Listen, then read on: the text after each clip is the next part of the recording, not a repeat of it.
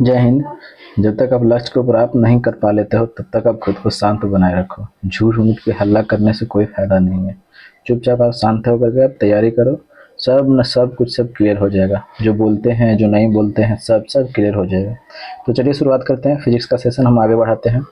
और हम ऐसा बिल्कुल नहीं करेंगे कि आकर केवल टिक लगा देंगे, कोई फायदा नहीं होने जा रहा है। उससे आप 10,000 के आप 20,000 लगा लीजिए, केवल नाम हो जाएगा। ठीक है, तो कॉन्सेप्ट क्लियर करते हुए आगे बढ़िएगा।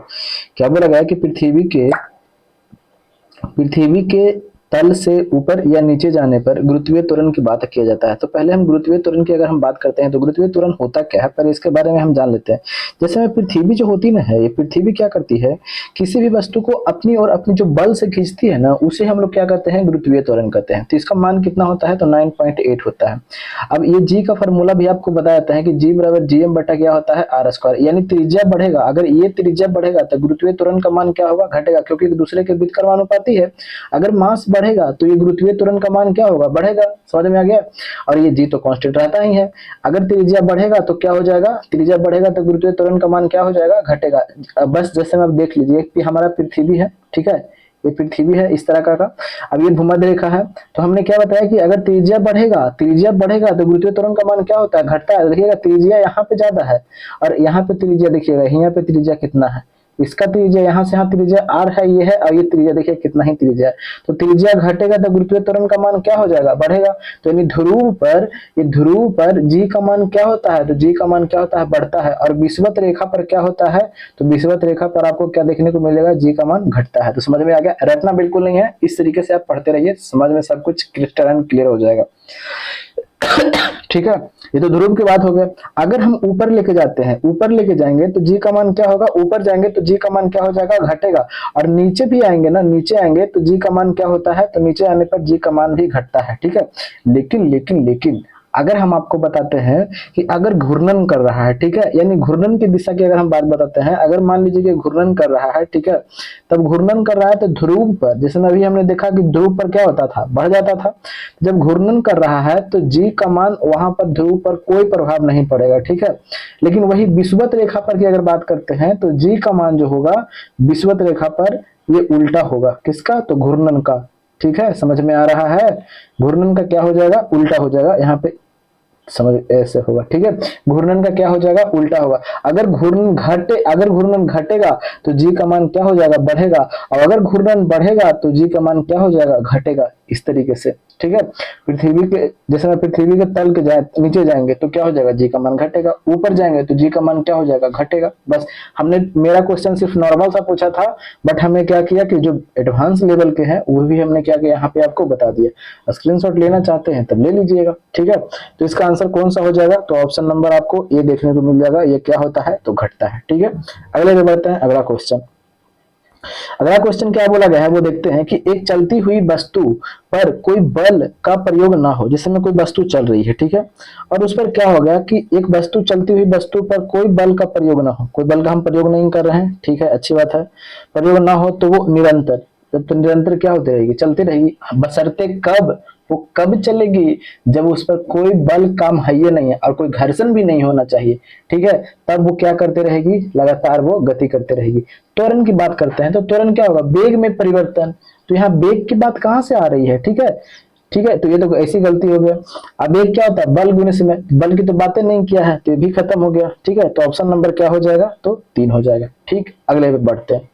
क्या बोला गया है कि सभी चुंबकत्व का स्रोत है। आप जानते हैं कि जो फैराडे ने क्या बताया था कि इस तरफ नॉर्थ लिया, इस तरफ साथ जो चुंबक लिया और इससे जो धारा प्रवाहित करते हैं, और यहाँ पे जो चुंबक जो इसको बना रहता है, इससे तो वो चुंबक बन जाता है। तो ये भी चुंबकीय स्रोत तो बिल्कुल है धारा का। तो लोहे के टुकड़े बिल्कुल नहीं। संबंध परमाणुओं के छोटे डोमेन, जैसे में अभी डोमेन की अगर हम बात करते हैं तो चुंबक के जो अणु होते हैं, चुंबक के अणु क्या होते हैं, ये डोमेन कहलाते हैं। ठीक है, फेरोमैग्नेटिक सामग्री की अगर बात करते हैं तो उसे बोलते हैं, जैसे में अब ये लोहा है, अब लोहा है तो लोहा को चुंबक बनाया जा सकता है, बिल्कुल बनाया जा सकता है। और जब हम इसे हटा लेते हैं, चुंबकीय प्रभाव से जब इसे हटा लेते हैं तो इसका खत्म भी हो सकता है, तो उसे फेरोमैग्नेटिक कहते हैं। और विद्युत आवेश यहाँ पे, लेकिन अगर हम देखें कि अब एग्जामिनर अगर की बात करते हैं तो बेस्ट आंसर आपको ये होना चाहिए, 4 होना चाहिए, लेकिन ये भी हो सकता है, ऐसा नहीं है कि भी नहीं हो सकता है। लेकिन आपको अगर किस दृष्टि में पूछा गया है, ठीक है, तो इसका आंसर ये होगा ऑप्शन नंबर 4। ठीक है, अगले पे बात करते हैं। क्या बोला गया कि एक थके हुए वस्तु में इनमें से क्या हो सकता है? जब कोई वस्तु थक गया, तो थक गया भैया, तो थक गया यानी थक के रुक गया, तो क्या गति करेगा? मोमेंटम वाला कोई भी गति नहीं करेगा, रुक गया है थक करके। अब जब थक गया है तो रुक गया है, तो ऐसा नहीं होता है कि जो उसकी ऊर्जा जो होती है वो ऊर्जा पूरी तरह से खत्म हो जाती है, कुछ मात्रा में उसको ऊर्जा आपको देखने को मिलेगा।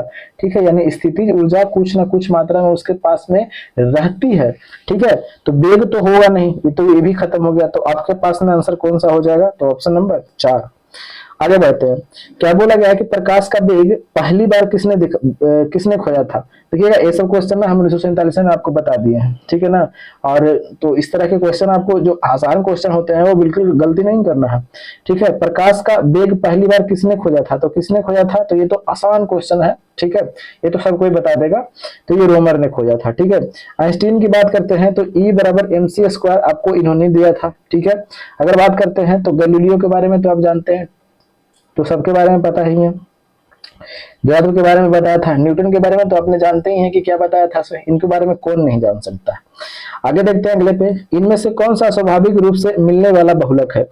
स्वाभाविक, जिसको हम बना नहीं सकते, मतलब कि अपने से मिल जाए। ठीक है, जिसको हमको बनाने की जरूरत ना पड़े, वो खुद से मिल जाए, तो वो कौन सा है? तो वो स्टार्च ही तो है, और क्या हो सकता है? ठीक है, ये पॉलीमाइड्स बिल्कुल नहीं है। कंपोजिट तो खैर आपको देखते हैं कि वो केचुआ वगैरह इनसे बन जाता है। तो इसका आंसर कौन सा हो जाएगा? ऑप्शन नंबर आपको 3 देखने को मिलेगा। ठीक है, चलिए अगले पे बढ़ते हैं।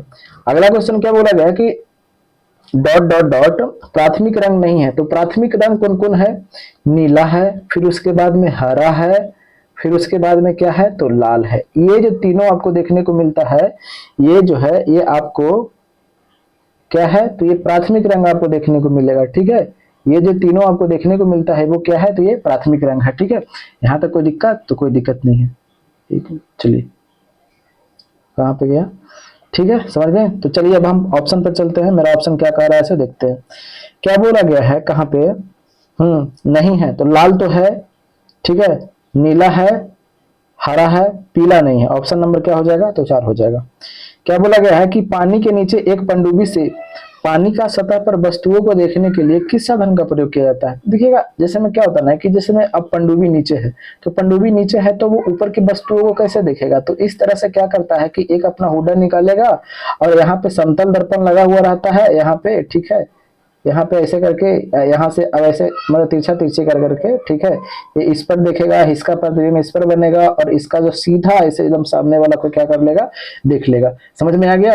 तो इसी तरह से क्या किया जाता है कि इसमें समतल दर्पण का प्रयोग किया जाता है। तो इसे कौन सा यंत्र बोला जाता है? तो इसे बोलते हैं पेरिस्कोप। ठीक है, इसे पेरिस्कोप आप भी देख सकते हैं। जैसे में उनके छत पर आपको देखना है, आपको लग रहा है कि हम मुड़िया निकालेंगे तो हमको गोलियां मार देगा। ठीक है, तो आप इस तरह का इस्तेमाल कर सकते हैं। ठीक है, समझ में आ गया ना पेरिस्कोप का? बिल्कुल। तो इसका आंसर कौन सा हो जाएगा? तो ऑप्शन नंबर आपको 3 हो जाएगा। ठीक है, तो यही था। तो मिलते हैं अगले वीडियो में। अब देखिए, थोड़ा सा सेशन को शेयर वगैरह कीजिएगा, काफी ज्यादा छोटा चैनल है। तो ठीक है, मिलते हैं अगले वीडियो में। तब तक के लिए हंसते रहिए, मुस्कुराते रहिए, उनका भी ख्याल रखिए। जय हिंद, जय भारत, वंदे मातरम, इनकलाब जिंदाबाद।